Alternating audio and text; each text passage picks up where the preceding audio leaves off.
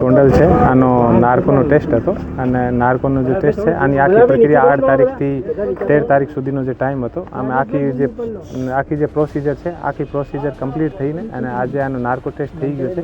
હવે 1-2 દિવસમાં આની આખી જે રિપોર્ટ તૈયાર થઈ જશે અને આ રિપોર્ટ જે તૈયાર થશે આ માનનીય હાઈકોર્ટ જે ગુજરાત હાઈકોર્ટ છે આના અંદર મૂકવામાં આવશે.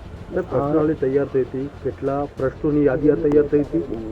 આ એક FSL જે ઓફિસર હોય છે આના પોતાના રીતે બધા જે કેસ છે આની સ્ટડી કરીને અને આને આધારિત એ લોકો પસંદ તૈયાર કરતા હોય છે અને અમે જે આઈઓ અને જે પોલીસ ઓફિસર હોય છે આ સમયે અમે કોઈ પણ પાસે નથી રહેતા અને આનો એક આખો જે એક પ્રોટોકોલ હોય છે અને આ પ્રોટોકોલને તહેત એ લોકો બધા કરતા હોય છે અને પ્રોટોકોલ આધારિત કરીને અને એ લોકો અમને પછી આનો જે કન્ક્લુઝન છે એ આપવાના હોય છે અને આ કન્ક્લુઝન આધારિત અમે લોકો હાઈકોર્ટમાં રિપોર્ટ કરીએ.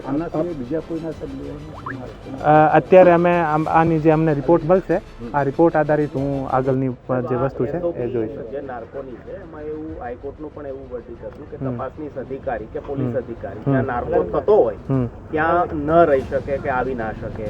શું આમાં અમે કોઈ પણ જગ્યા હાજર નથી અને અમે અમારું કામ હોય છે આરોપીને લઈને આવવાનું અને આનો જે આઈઓ હોય છે એ આઈઓનું કામ જે FSLના જે ઓફિસર હોય છે આના સાથે ચર્ચા કરવાનું અને ચર્ચા કરીને અને જે આને જરૂરિયાત હોય આ વસ્તુ આપીને અને પછી આનો જે પર્સનલ અલગથી રૂમ હોય છે આના એડવોકેટ હોય છે સાથે એડવોકેટ અને બધા આને ભેગા ઊભા રહે હોય છે અને અમે પોલીસ ઓફિસર ક્યારેય પણ અમે આને પાસે નથી ઊભા રહેતા. એમાં જઈ શકે જે પ્રિમાઇસીસ હોય એમાં રહી શકે. આરોપીને લઈને અમને આવવું પડે ને. આ કેસની તપાસ આપ સુપરવિઝન કરી રહ્યા છો.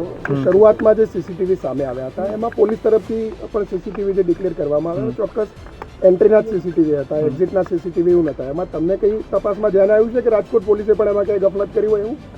એ જે તમામ જે આખો કેસ છે આમે અત્યારે હું આપને સામે કશું ના કહી શકું. હાઈકોર્ટમાં આની બધી વસ્તુ જે છે અમે રજૂ કરીશું. સર, આ રિપોર્ટ ક્યારે આવશે અને ક્યારે કોર્ટમાં રજૂ? 15 તારીખના હાઈકોર્ટમાં રજૂ. મહત્વના કયા પુરાવા છે કે જે તપાસ આપણે સોંપી અને ત્યારથી કલેક્ટ કરાય? એ બધી વસ્તુ હાઈકોર્ટમાં મૂકવામાં આવશે. તમામ વિડીયોગ્રાફી પણ હાઈકોર્ટમાં સંબંધિત છે? હા, તમામ વસ્તુ જે હાઈકોર્ટ માંગશે તમામ વસ્તુ હાઈકોર્ટમાં. જે અમુક વિડીયોગ્રાફી મિસિંગ છે, એના ઘરના CCTV છે, ઘરમાં જતા આવતા CCTV છે, તો એ CCTV આપણે કલેક્ટ કર્યા છે, કોર્ટ પર રજૂ કરીશું? બધા કોર્ટમાં રજૂ. Okay, thank you.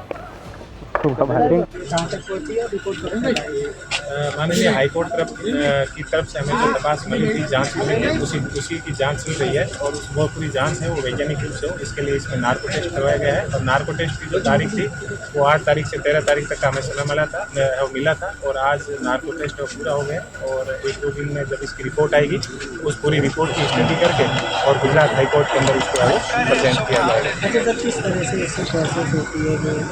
Narco test की एक पूरी इसका एक SOP होती है. उसमें पहले मेडिकल जांच होती है और मेडिकल जांच के बाद में व्यक्ति ठीक होता है, उसके बाद में उसका नार्को टेस्ट किया जाता है और उस नार्को टेस्ट की है वो एक रिपोर्ट होती है और वो रिपोर्ट हमें जब दी जाएगी तो उस रिपोर्ट की स्टडी करके और उस रिपोर्ट के आधार पर है वो हम हाईकोर्ट के अंदर है वो उस जांच को रखेंगे. Thank you.